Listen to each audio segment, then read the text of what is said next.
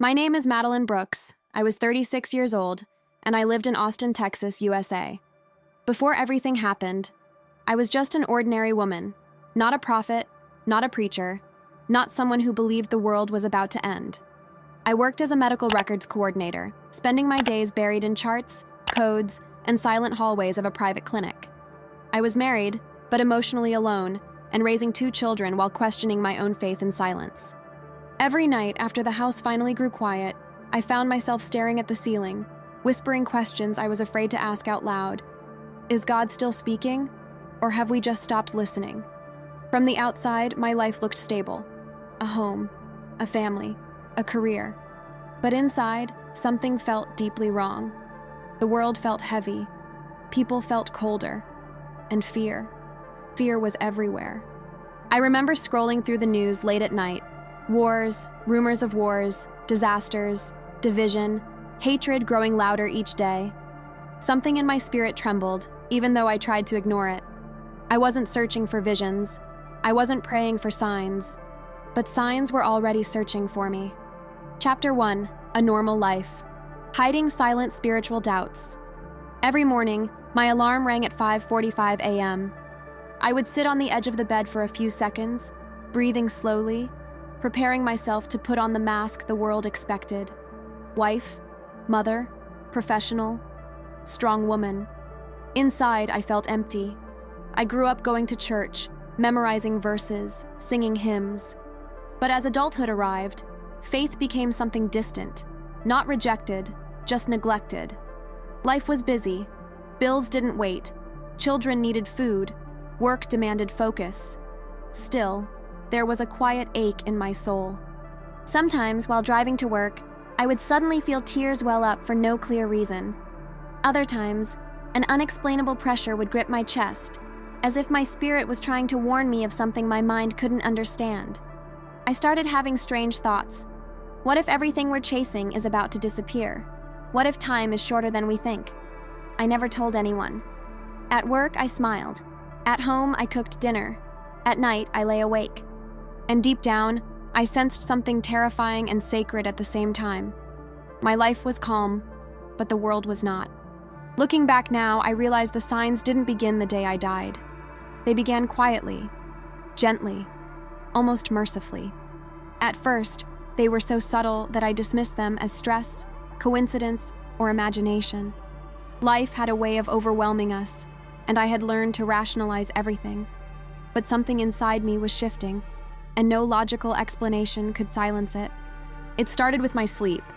I began waking up every night at exactly 3 a.m. Not sometimes, not occasionally, every night. My eyes would open suddenly, my heart racing, my room silent and dark. No noise, no nightmare. Just an overwhelming awareness, as if someone had called my name without using sound. I would sit up in bed, holding my breath, listening. Nothing. At first, I blamed hormones, then anxiety, then exhaustion. But the feeling that came with those awakenings was not fear. It was urgency, a pressure in my chest, a weight in my spirit, a sense that time was running out. I remember whispering into the darkness one night, half joking, half serious. God, if you're trying to say something, you're going to have to be clearer than this. The room stayed silent, but the feeling didn't leave. Soon after, the dreams began. They weren't like normal dreams, chaotic or forgettable. These were vivid, painfully real. I could feel textures, hear voices, sense emotions that lingered long after I woke up. In one dream, I stood in the middle of a city street I didn't recognize. The sky above was unnaturally dark, like a storm frozen in place. People were running, screaming, holding their children. Then suddenly, all the lights went out at once. Cars stopped, buildings went black, phones died in people's hands. And then, silence. No engines, no voices, just a thick, terrifying quiet that pressed against my ears. I woke up gasping for air. Another night, I dreamed of a clock with no numbers. Its hands were spinning wildly, faster and faster, until they snapped off and fell to the ground. A voice, calm but firm, said only 3 words. No more delay. I didn't recognize the voice. but it carried authority. Not anger, not threat. Authority. I told myself it was stress, news overload, subconscious fears. But then the signs entered my waking life. At work, computers froze simultaneously in different departments. Once, the power flickered off for a few seconds, just long enough to plunge the clinic into darkness, before coming back on. Everyone laughed nervously. I didn't. My hands were shaking. On my drive home, I began noticing how often the same phrases appeared everywhere. Billboards, radio songs, random conversations. Time is short. Be ready. Everything can change overnight. Once my daughter left a note on the kitchen counter that said, "Mom, don't forget, love you." I stared at that note for a long time, tears filling my eyes without knowing why. Even my body seemed to react. I felt sudden waves of sadness for no reason, moments of deep compassion for strangers, an unexplainable urge to pray, even though I didn't know what to say. One afternoon, while grocery shopping, I felt overwhelmed standing in the aisle. I looked at the shelves, fully stocked, bright lights humming above, and a thought pierced my mind with frightening clarity. This will not always be here.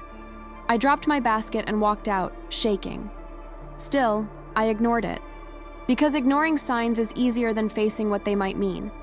I told myself I was being dramatic, that the world had always been chaotic, that every generation thought theirs was the last.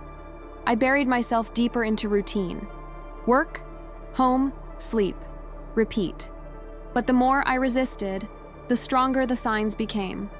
One Sunday, I passed a church I hadn't entered in years. Its doors were open, sunlight spilling out. I felt an almost physical pull to stop the car. I didn't. As I drove away, my chest tightened, and I whispered angrily, "Why now? Why are you bothering me now?" That night, I dreamed again. This time, I saw people knocking on doors in total darkness, begging to be let in. Some doors opened, others stayed shut. Above everything, a faint light hovered, distant but alive. When I woke up, tears soaked my pillow, and yet, I still didn't understand. Or maybe I didn't want to, because deep down, I knew the truth. If these signs were real, then change was coming. And change meant fear. I wish I could tell you I listened. I didn't. And that refusal led directly to the moment my life ended. The day everything stopped. The day I died began like any other. That's the part that still haunts me. No thunder. No warning sirens. No voice from heaven telling me to stop. Just a quiet morning and a false sense of control. I woke up late that day, already irritated with myself. My alarm hadn't gone off, or maybe I had turned it off in my sleep. The house was unusually silent. My husband had left early. The kids were already gone. For a brief moment, I lay there staring at the ceiling, feeling that familiar heaviness in my chest. Something felt off. I remember sitting up slowly, placing my feet on the cold floor and thinking, I just need to get through today. That thought would become my last. As I got ready for work, small things kept going wrong. I dropped my coffee mug. I couldn't find my keys. My phone froze and restarted on its own. Each delay tightened my nerves. I felt rushed, pressured, uneasy. Before leaving, I paused by the front door. I don't know why. My hand hovered over the doorknob, and for a split second, a strange thought crossed my mind. What if I don't come back? I shook my head, annoyed at myself. Get it together, I whispered.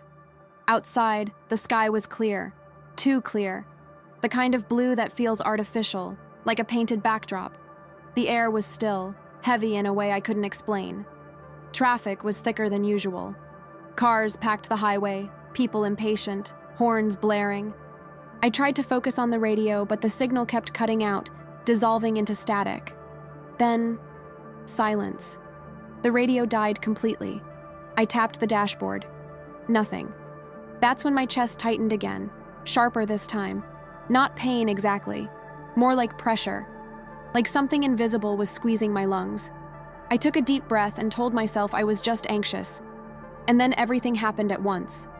The car in front of me slammed on its brakes. Tires screeched, metal screamed, time slowed down. I remember gripping the steering wheel, my knuckles white, my mind suddenly crystal clear. This is it. The impact was violent. A crushing force slammed into my body. The sound was deafening. Glass exploding, metal folding, alarms blaring all at once. My head snapped forward, then back. Pain shot through me, sharp and blinding. And then, something strange happened. The pain stopped, not faded, stopped. The noise muffled as if someone had turned the volume down on the world. I felt weightless, suspended in a thick, buzzing silence. I was aware of my body, but also not. I could feel my heart pounding wildly, then slowing, stumbling, struggling. My vision narrowed. I remember thinking, very calmly, so this is how it ends. There was no panic, just acceptance. My breath became shallow. Each inhale felt farther away than the last. The edges of my sight darkened, like a curtain closing in from all sides. And then, I felt myself let go. It's impossible to fully explain the moment of death, but I'll try. It felt like slipping out of tight clothing, like releasing a breath I didn't know I was holding, like falling upward. 1 second, I was trapped inside pain and metal. The next, I wasn't. I became aware of a profound stillness. No sirens, no screaming, no fear, just quiet. I sensed my body below me before I saw it. When I finally looked down, I realized I was no longer inside the car. I was above it, hovering, detached. I saw twisted metal, flashing lights beginning to arrive, people running toward the wreck. And there, slumped in the driver's seat, was my body. My first thought wasn't horror, it was confusion. Why does she look like she's asleep? I didn't recognize myself at first. The sight felt distant, unreal, like watching a stranger in a movie. Blood streaked across my forehead. My chest wasn't moving. Someone shouted, "She's not breathing!" Another voice yelled for help. I watched paramedics pull my body from the car. I watched them press on my chest, shout instructions, work desperately to bring life back into something that no longer belonged to me. I felt no pain, no attachment, no fear. Instead, an overwhelming calm wrapped around me, thicker and warmer than anything I had ever felt on Earth. Time no longer made sense. Seconds stretched, minutes collapsed. I became aware of a pull, gentle but irresistible, drawing me away from the scene.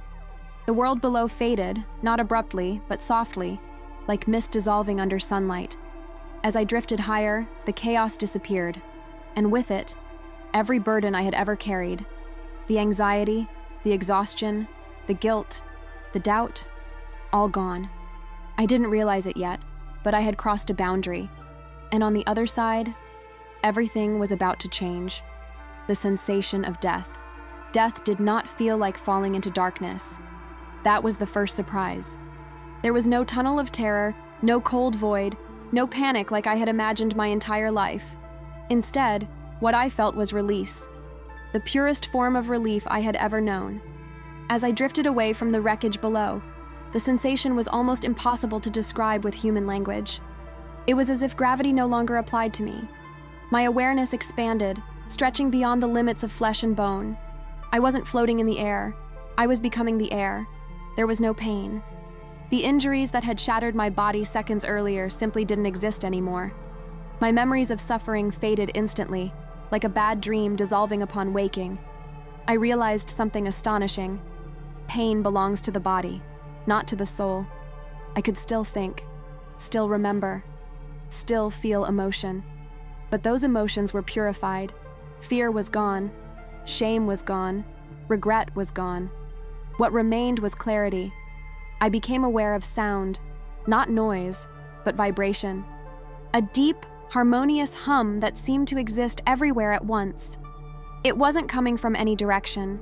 It was within everything, including me. With that vibration came warmth. Not heat, warmth. The kind you feel when you're wrapped in a blanket as a child, safe from the storm outside. The kind that tells you without words, you are not alone. I realized I no longer had a body in the way we understand bodies. I didn't feel arms or legs, yet I knew exactly where I was. I didn't have eyes, yet I could see more clearly than ever before. Vision wasn't limited to a single point anymore. I could perceive everything at once. Colors appeared that don't exist on Earth, shades so alive they felt emotional. Light pulsed gently, breathing, responding to thought rather than physics. Time. Time behaved strangely. There was no ticking, no forward motion. Everything existed in a vast, eternal now. Past memories and present awareness blended seamlessly. I thought of my children. Instantly, I felt them. Not images, essence. I knew where they were, how they felt, what they were thinking. Love connected us like an unbreakable thread. That realization shattered one of my deepest fears. Death does not sever love. Then came the knowing, not learning, not being told, knowing. I understood that my life on earth had been temporary by design, that every struggle, every unanswered prayer, every quiet tear had meaning, even if I never understood it while living. I understood that the world I had left behind was fragile, beautiful, but fragile. I also became aware that I was being evaluated, not judged in the way humans judge, but seen, completely, transparently, every intention, every choice, every moment of love or indifference. And yet, there was no condemnation, only truth. The awareness was humbling, but not crushing. It felt like standing in front of a mirror that reflects not your face, but your soul, and still being loved. That's when the light intensified. It didn't blind me, it welcomed me. The light approached without movement, surrounding me while also existing inside me. It carried intelligence, compassion, authority. I knew, instinctively, that I was approaching a presence beyond anything I had ever encountered.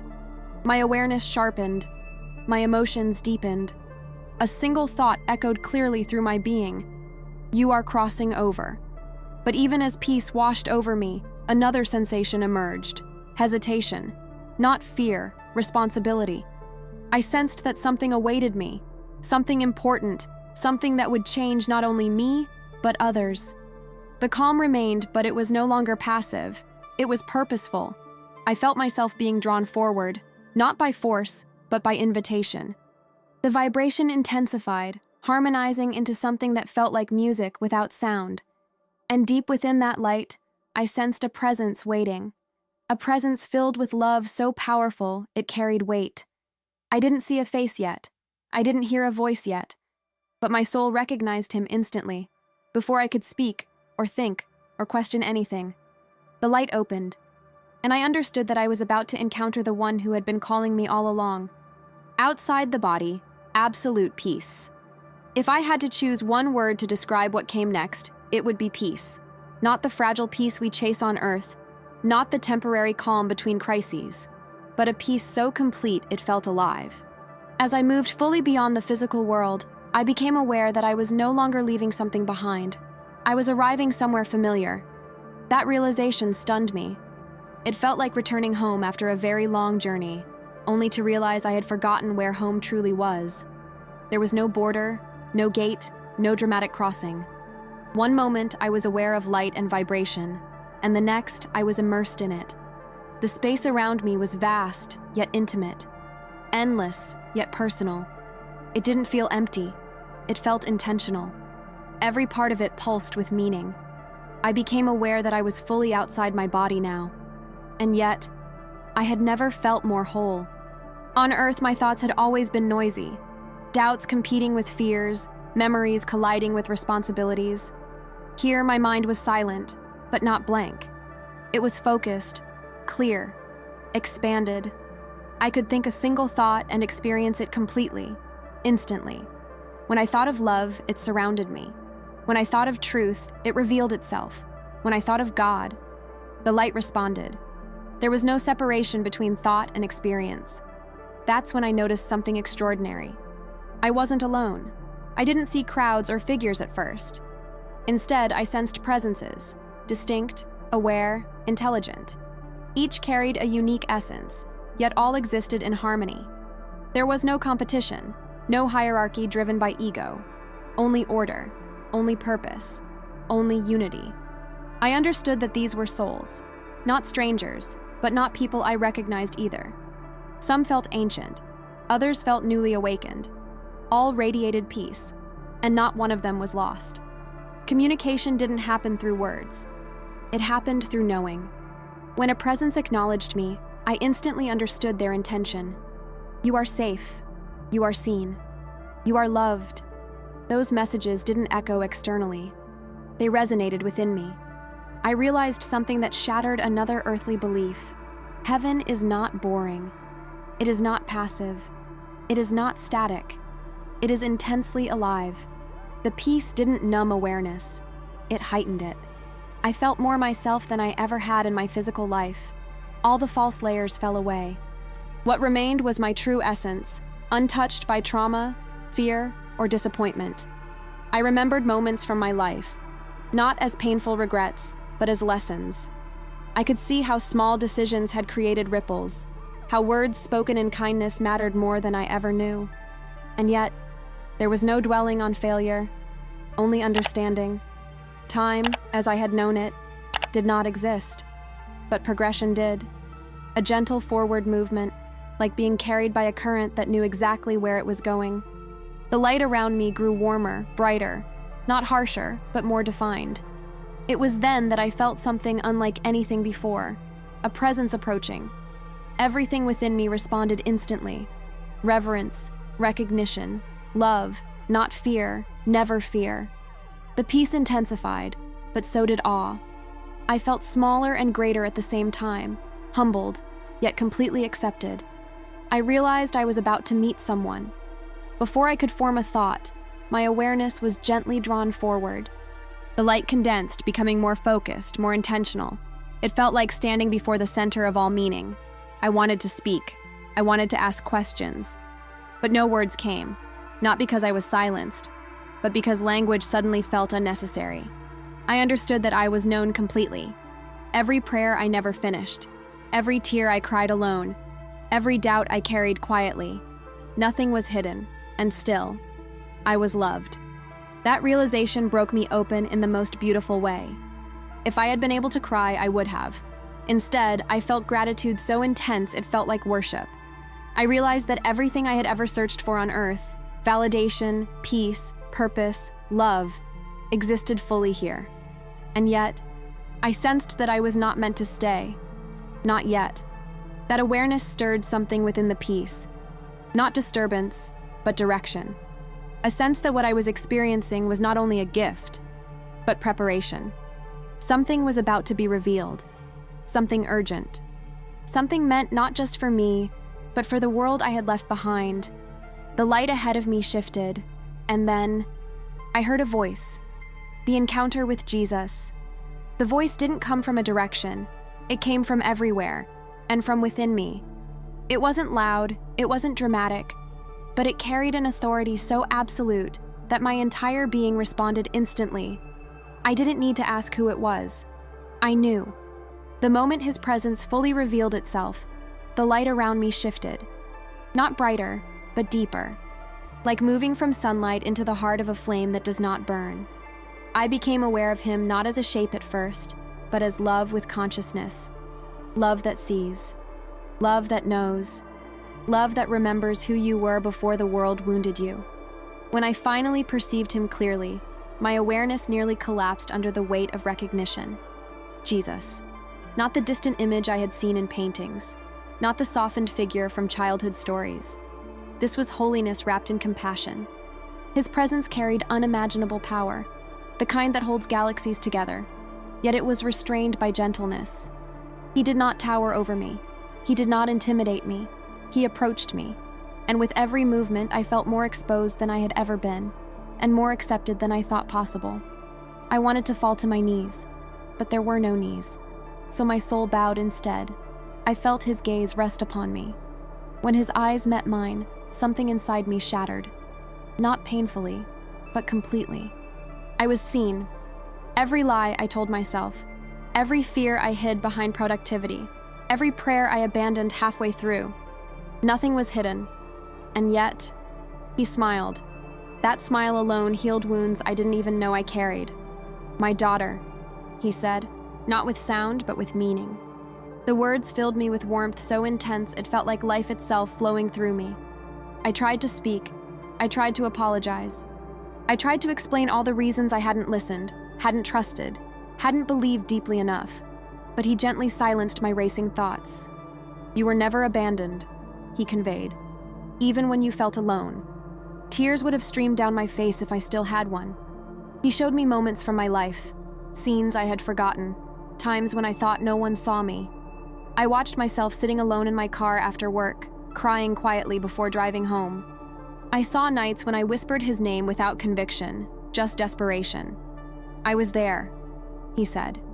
Every memory was infused with his presence, even the moments I believed he was absent. That realization was overwhelming. I felt unworthy, small, humbled beyond words. But he did not let me shrink. Instead, his presence lifted me. There is something you must see, he said. The light around us changed. Suddenly, I was no longer simply experiencing peace. I was being prepared for truth. The atmosphere grew heavy, not with fear, but with seriousness. I sensed urgency beneath the love, not panic, but inevitability. He showed me the earth, not as a globe in space, but as a living system, interconnected, fragile, spiritually tense. I could feel humanity's fear, confusion, and division like static in the air. Then he spoke words that pierced through me with clarity. Darkness is coming. Not metaphorical darkness, real darkness, a global event. I felt the weight of it instantly. 3 days, he revealed. 3 days where the systems mankind trusts will fail. Images flooded my awareness. Cities plunged into blackness, technology silent, people panicking as the illusion of control collapsed. Then he said something that shook me to my core. Many will not be prepared.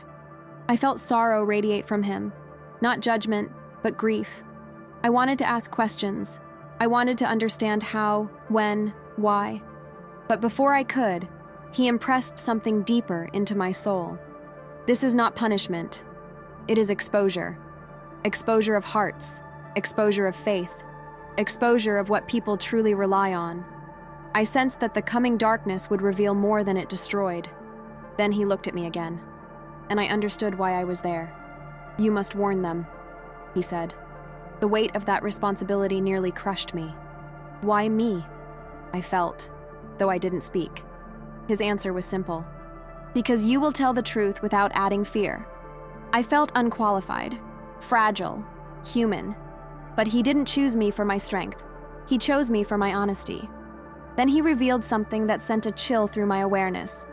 Before the darkness, there will be 3 signs, clear, undeniable, visible to those who are watching. Each sign would come closer to the next, like footsteps approaching a door. Those who recognize them will not be afraid, he said. Those who ignore them will be shaken. I sensed time pressing in, and then he did something unexpected. He reached out. When his presence touched me, I felt love surge through me with such force that it felt like I might dissolve into it completely. You will return, he said, and it will be difficult. I didn't want to go back. I wanted to stay, but his final message echoed with authority and tenderness combined. Tell them I am still calling. And with that, the light began to fade. The shocking revelation. The moment Jesus finished speaking, the peace around me did not disappear. But it changed. It became heavier, more focused, like the stillness that falls right before a storm breaks. I sensed that what he was about to show me would be difficult. Not because it lacked love, but because truth carries weight. And the closer the truth came, the more I realized how unprepared humanity truly was. The light around us shifted again, and suddenly I was no longer simply seeing visions. I was inside them. The first thing I felt was confusion. Raw, overwhelming confusion. It pressed against me from all sides like a fog made of fear. I could feel the emotional state of millions of people at once: panic, disbelief, anger, denial. Jesus allowed me to feel it, not to torment me, but to understand. This is what comes when the illusion breaks, he conveyed. I saw the world as it is now, people absorbed in screens, distracted by endless noise, convinced that tomorrow will always arrive just like today. Then, without warning, that fragile rhythm shattered. I saw cities, massive cities, and then darkness.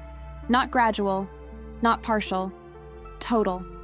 Lights vanished instantly, skyscrapers swallowed by blackness, highways frozen in silence, airports locked in confusion, planes grounded, elevators stuck, hospitals plunged into emergency chaos. Technology failed everywhere at once. Phones went dead in people's hands. Screens flickered and died. Satellites fell silent. I heard people shouting, crying, praying, many for the first time in years. Jesus spoke again, his presence steady. 72 hours, 3 days, 3 nights. No electricity, no communication, no control. I felt terror ripple through humanity as people realized how dependent they had become on systems they never questioned. Grocery stores emptied within hours. Water stopped flowing in many places. Sirens wailed briefly, then went silent. But the most disturbing part wasn't the physical darkness. It was the spiritual one. I could feel it, a thick oppression settling over the world. Fear magnified, hatred resurfacing, desperation driving people to violence. Jesus showed me people breaking into homes, fighting over supplies, turning against neighbors. The thin layer of civilization peeled away frighteningly fast. "This is why I warned," he said. Then he showed me something else. Not everyone reacted the same way. In the midst of the darkness, I saw pockets of light. Homes where families gathered calmly, people praying together, candles lit, scriptures read aloud, hearts steady, even while the world outside collapsed.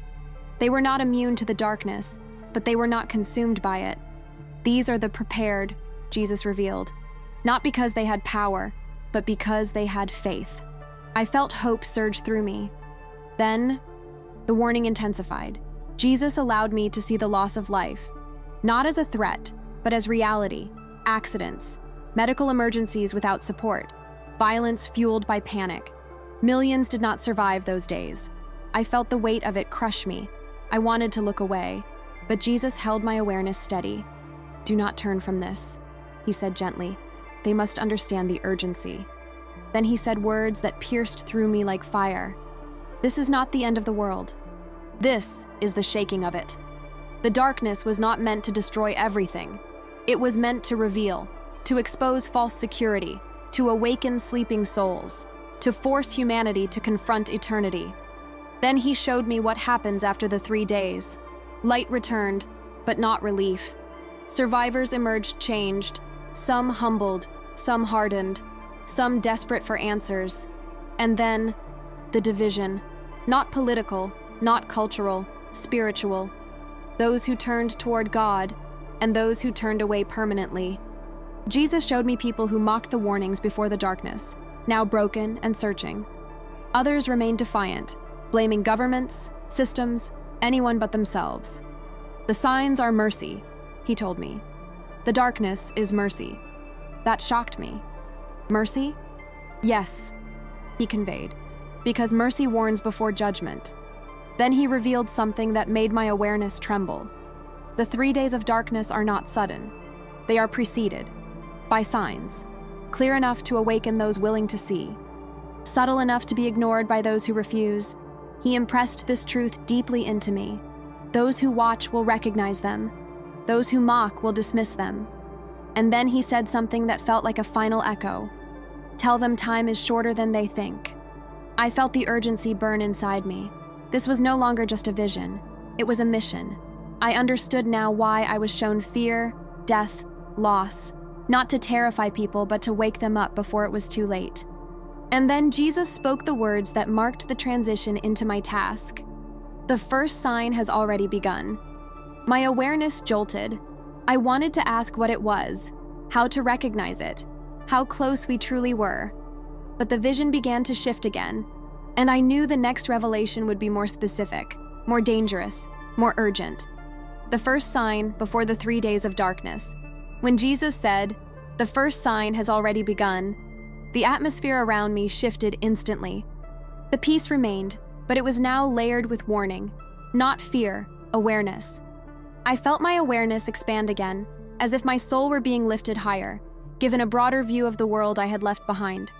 What I saw next was not a single event, not one explosion or catastrophe. It was something far more unsettling. It was a pattern. Jesus showed me the earth again, but this time I was not seeing cities or systems. I was seeing hearts, millions of them. I felt a strange imbalance, like the world was out of alignment with itself. A spiritual tension vibrating beneath everyday life, unnoticed by most, yet growing stronger by the day. This is the first sign, Jesus conveyed. Confusion multiplied. I saw people overwhelmed but unable to explain why. Anxiety rising without clear cause. A heaviness pressing down on entire populations. Even in times of apparent comfort, people had more information than ever, yet less wisdom. More connection, yet deeper isolation. I saw families sitting in the same room, each absorbed in separate screens, emotionally distant though physically close. I felt a deep grief flow from Jesus, not anger, not disappointment, but sorrow. They are distracted while the ground shifts beneath them, he said. Then he showed me something else. The sky. Not falling, not burning, changing. I saw strange atmospheric disturbances, skies that felt wrong even when they looked normal. The sun appearing harsher at times, dimmer at others. Unusual colors at dawn and dusk. People taking photos, sharing them online, joking, speculating, but not understanding. The creation is reacting, Jesus revealed. It responds when the balance is disturbed. I felt the earth itself groaning, not audibly, but spiritually, like a living thing under strain.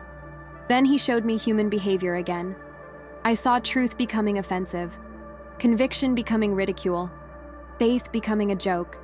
Those who spoke of God were dismissed as outdated or extreme. Those who warned of spiritual danger were mocked, silenced, or ignored. Jesus impressed this truth deeply into me.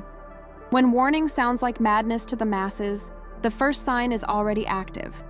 I realized then, the first sign was not meant to shock everyone. It was meant to divide perception. Those who were spiritually awake felt something was wrong. Those who were asleep dismissed everything as coincidence. I saw people sensing danger but drowning it out with entertainment, substances, constant noise, anything to avoid silence, anything to avoid facing the emptiness growing inside. Then Jesus showed me something that shook me deeply. I saw children, sensitive, open, aware, many of them sensing fear they couldn't explain, nightmares increasing, anxiety rising even among the young. They felt the shift, not intellectually, but instinctively. The innocent feel it first, Jesus said softly. That broke my heart. Then he showed me the collapse of trust. Trust in leaders, trust in institutions, trust in truth itself. People no longer knew who or what to believe. Conflicting voices everywhere. Information weaponized. Lies normalized.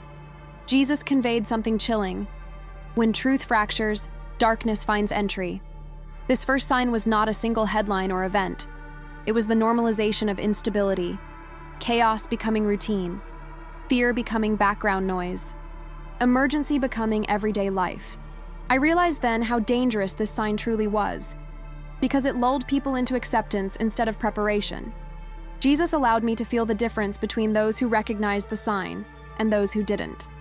Those who recognized it felt discomfort, but also clarity. They slowed down. They prayed. They questioned their priorities.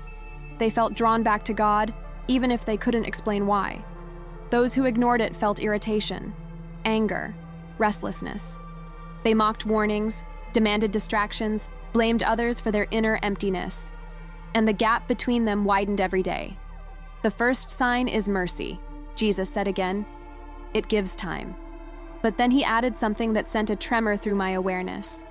Time is being wasted. I saw how quickly people adapted to abnormal conditions, how easily they accepted fear as normal, how rarely they asked eternal questions anymore. Then Jesus showed me flashes of the second sign, not fully, just hints. Power grids strained, systems pushed to limits, human confidence in technology approaching arrogance. And I understood something terrifying.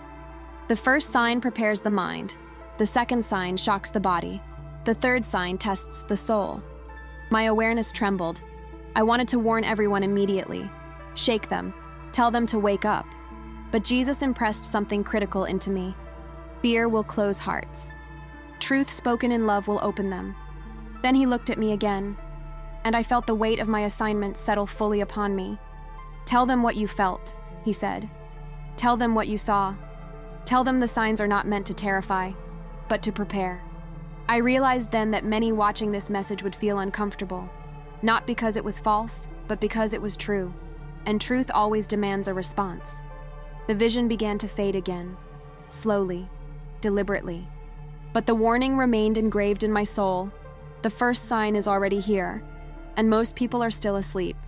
The second sign, the silence of the world. The transition into the second sign felt different, heavier, sharper, closer. Where the first sign whispered, the second sign struck. Jesus did not ease me into it. The moment my awareness shifted, I felt a sudden absence, a void so abrupt it startled me. The constant vibration I had felt since leaving my body dimmed, as if something vital had been unplugged. "This is the silence," he conveyed. And then I understood. It was not the silence of peace. It was the silence of systems failing all at once. I saw the world again, but this time it wasn't confusion spreading gradually. It was interruption, a clean break, a hard stop. Power grids flickered, then failed. Across continents, not one nation, not one region, everywhere. The hum of modern life vanished instantly. No electricity, no internet, no satellites, no backup systems holding long enough to matter. I felt the shock ripple through humanity like a collective gasp. Phones lit up for a few final seconds, missed calls, frozen messages, error notifications, then went black. Screens everywhere reflected only faces staring back at themselves. People tapped, shook devices, restarted phones. Nothing. The silence deepened. I heard the last echoes of engines shutting down, elevators stopping mid-floor, hospital machines switching to emergency power, then failing one by one as reserves drained faster than expected. Jesus allowed me to feel the dependence humanity had developed. It was suffocating. Entire identities were tied to connection, to confirmation, to instant access to information. When it vanished, panic filled the vacuum. I saw people rushing into the streets, holding dead phones up to the sky as if signal might fall from the clouds. Sirens wailed briefly. Police, ambulances, alarms, then cut off. The world became eerily still. No traffic noise, no buzzing lights, no digital chatter, just human voices rising in confusion. At first, there was disbelief. This can't be happening. It'll come back on. Give it a few minutes. Minutes turned into hours. Fear crept in. I saw grocery stores overwhelmed within moments. Registers useless, doors forced open, shelves stripped bare, arguments erupting over food, water, batteries.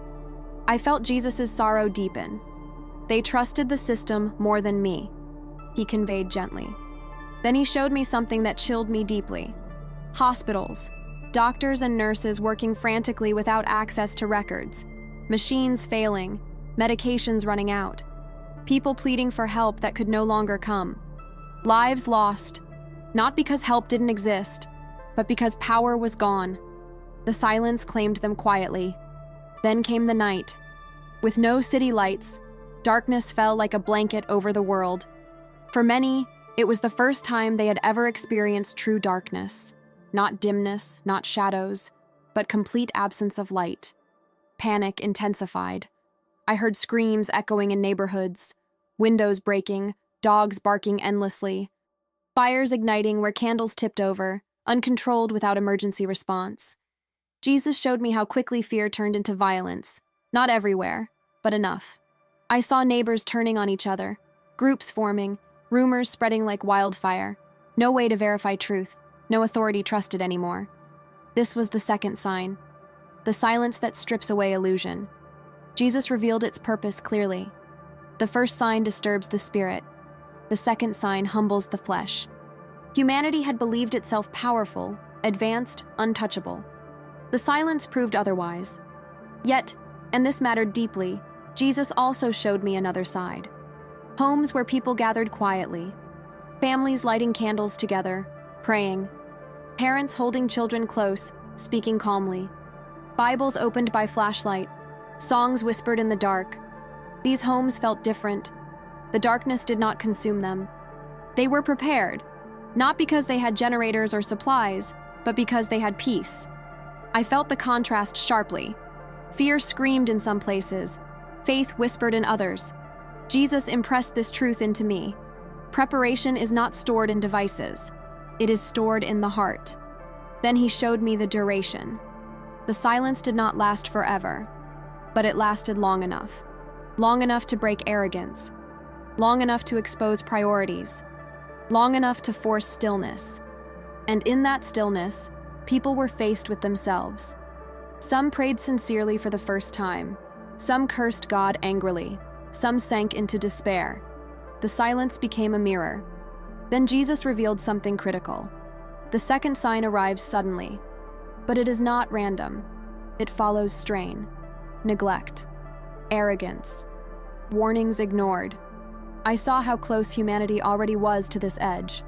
Systems pushed to limits, safeguards weakened, confidence inflated. The silence will not feel unreal, he conveyed. It will feel overdue. That shook me. Then he showed me a glimpse of what comes next. Not fully, just enough. I felt a tightening, a spiritual pressure unlike anything before. If the second sign shook the body, the third sign would confront the soul, and many would not be ready. As the vision faded, Jesus spoke with unmistakable urgency. Tell them the silence is closer than they think. Tell them to prepare their hearts, not just their homes. The weight of that command burned within me. I knew people would dismiss it. I knew they would mock it. But I also knew something else. When the silence comes, no one will laugh. The third sign, the final choice. If the first sign disturbed the spirit and the second sign shook the body, then the third sign did something far more terrifying. It exposed the soul. When Jesus began to show me the third sign, there was no imagery at first. No cities, no skies, no systems, only people. And what I felt was heavier than fear. It was reckoning. This is the sign most will not expect, Jesus conveyed, because it does not come from the outside. I felt humanity standing at a crossroads, not physically, but internally. The darkness outside had already stripped away distractions. Now, the silence forced something unavoidable. Choice. Not political, not ideological, eternal. I felt it clearly. During the days of darkness, something shifted in the spiritual realm. A line was drawn. Not by God, but by human response. Jesus allowed me to experience what people felt during this third sign. Some felt conviction rise sharply within them. Memories of ignored prayers, suppressed faith, moments when they had felt God calling but chose comfort instead. For them, the darkness became unbearable. Not because of fear, but because of truth. I saw people fall to their knees in the dark, crying out desperately, not for electricity, not for safety, but for mercy. And heaven responded. I felt peace flood into those hearts instantly. Not because circumstances changed, but because alignment did. Others reacted very differently. I saw anger ignite in hearts hardened by pride, rage toward God, toward fate, toward anyone but themselves. They cursed the darkness, cursed the silence, cursed the idea that they were not in control. Jesus impressed something into me that shook me deeply. The same darkness softens some hearts and hardens others. This was the third sign, the revealing. I saw people who had always mocked faith suddenly desperate, and others who had claimed faith but relied more on routine than relationship now panicking. Labels fell away. Church attendance didn't matter. Religious language didn't matter. Only the heart's posture mattered. Jesus showed me that during the darkness, many would feel his presence clearly for the first time, not as an idea, but as reality pressing close. But not everyone welcomed it. Some resisted violently. The darkness removes neutrality, Jesus conveyed. There is no middle ground when everything else is stripped away. That realization terrified me more than any disaster. I saw people experience vivid inner visions, memories, regrets, moments they had buried. Conscience awakened painfully. For some, it led to repentance. For others, denial hardened into hatred. I understood then why this sign was the most dangerous. You could survive confusion. You could survive silence. But you could not avoid truth. Jesus showed me something heartbreaking. Families divided, Not by location, but by response. One person praying quietly while another mocked beside them. One heart softening while another grew cold. Love strained under the weight of eternal difference. And yet, Jesus did not withdraw. He was closer than ever. I felt his presence moving among people, unseen but undeniable, offering comfort, calling gently, knocking on doors of hearts, just as Scripture had said. But not every door opened. This was not forced. This was invitation. I saw angels standing near those who surrendered.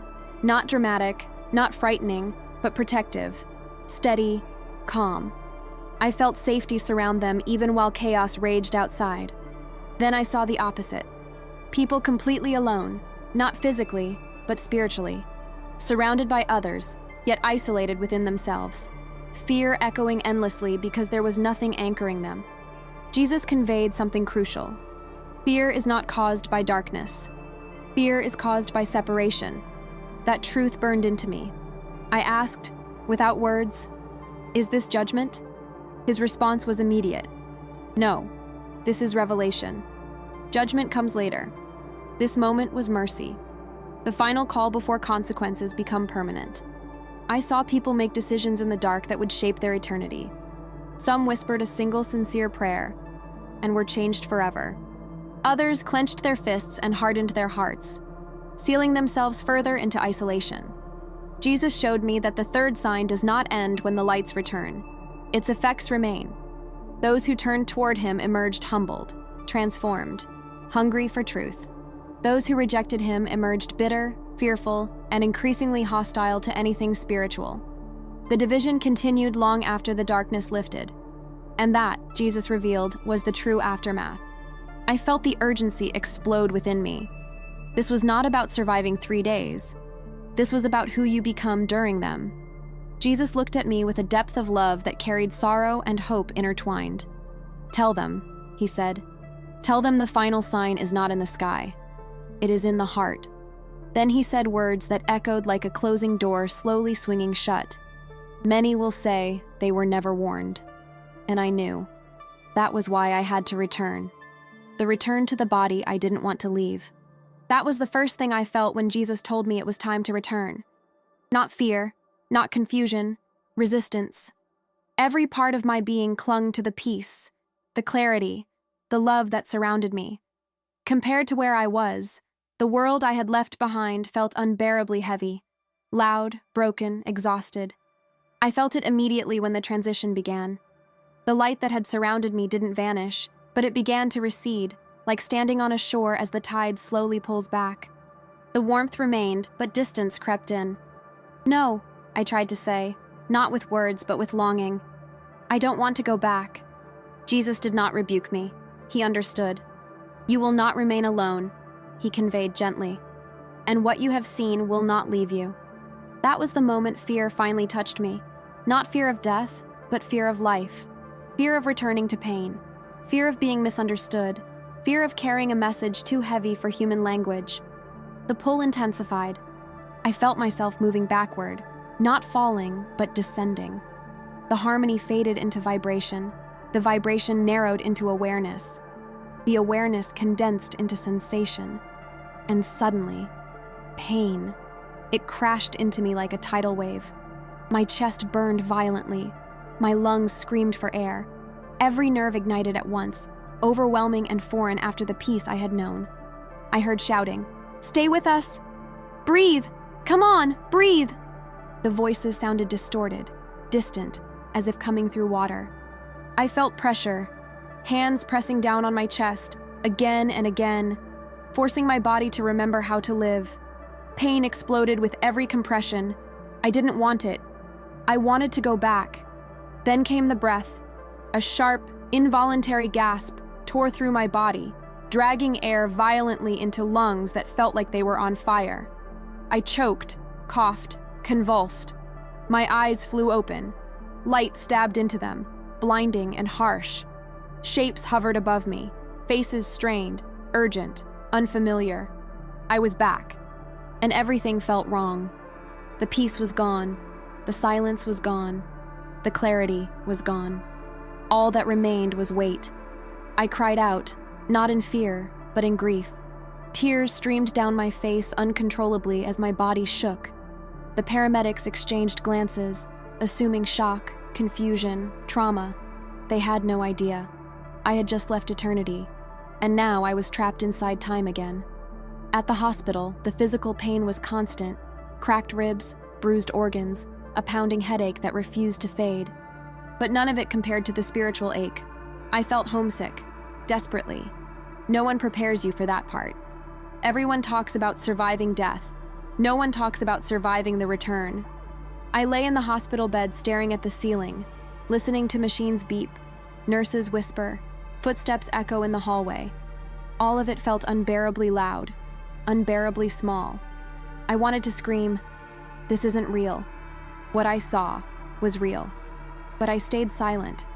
Doctors explained how close I had come to dying, how my heart had stopped, how it was a miracle I was alive. They had no language for what actually happened. When my family arrived, relief washed over their faces. Tears, gratitude, prayers spoken aloud. I loved them deeply, but I felt separated from them by something invisible. I wanted to tell them everything: the signs, the darkness, the choices, Jesus. But the words wouldn't come. How do you explain eternity to people bound by minutes and hours? That first night, alone in my hospital room, the weight of my mission finally settled fully upon me. Jesus had not sent me back to be comfortable. He had sent me back to be obedient. I felt overwhelmed. Who would believe me? Who would listen?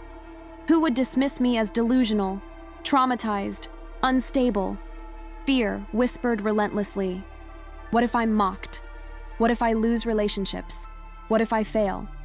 Then quietly, not as a vision, not as a voice, but as a knowing, his presence returned, not in the same overwhelming fullness, but enough to steady me. You are not responsible for how they respond. The knowing impressed itself into me. You are responsible for telling the truth. That calmed me. I realized then that the return was part of the trial. It is easy to believe when you see. It is harder to believe when you remember. I would have to live between worlds now, carrying heaven in my heart while walking through a fractured earth. In the days that followed, my body healed slowly. My spirit did not. Sleep was difficult. Every time I closed my eyes, I longed to return. Every noise startled me. Every conversation felt shallow. But the urgency burned brighter each day. The signs were not distant. They were unfolding. And I had been sent back not to speculate, but to warn. The mission to warn the world. When I was finally discharged from the hospital, the world looked the same. The same streets, the same stores, the same people rushing past each other with eyes fixed on their phones. But I was not the same. I walked out into the sunlight feeling like a stranger in my own life. The sky looked brighter, almost fragile. Sounds felt sharper. Conversations felt rushed and hollow. Everyone was moving forward as if time were endless. I knew better. The first days at home were the hardest. My body was weak, but my spirit burned. Every ordinary moment felt surreal. Washing dishes, folding clothes, answering messages, all while carrying knowledge that felt too heavy for silence. I tried to return to routine. I failed. At night, I would sit alone in the dark, replaying everything I had seen: the 3 signs, the silence, the choices people made when everything was stripped away, and always. The words echoed in my mind. Tell them. Fear fought back hard. I imagined the reactions. They'll laugh. They'll call you crazy. They'll say it's trauma. I almost convinced myself to stay quiet, to keep the experience personal, sacred, hidden. But then I remembered the faces I had seen during the darkness, the fear, the confusion, the regret, and I knew silence would be a betrayal. So I began slowly. I told one person, then another. Some listened quietly. Some changed the subject. Some grew uncomfortable. A few leaned in closer, eyes wide, whispering, "I've felt it too. Something is coming." That's when I understood something crucial. The message wasn't meant for everyone. It was meant for the watchful. The warnings Jesus showed me were not designed to force belief. They were designed to awaken choice. I stopped trying to convince. I started testifying. I spoke about peace beyond death. I spoke about systems failing. I spoke about hearts being revealed in darkness. And most importantly, I spoke about hope. Because this was never meant to be a message of despair. It was a message of preparation. I realized that many people misunderstand warnings from God. They assume warning means anger. It doesn't. Warning means love. A parent warns a child before danger. A doctor warns before illness becomes terminal. Jesus was warning because time still exists, because mercy still stands, because doors are still open. The 3 days of darkness are not the end of humanity. They are a mirror. They reveal what has already been inside us: fear or faith, pride or humility, self-reliance or surrender. And that choice is being made now, long before the lights ever go out. That's why I'm telling you this, not to frighten you, but to ask you something deeply personal.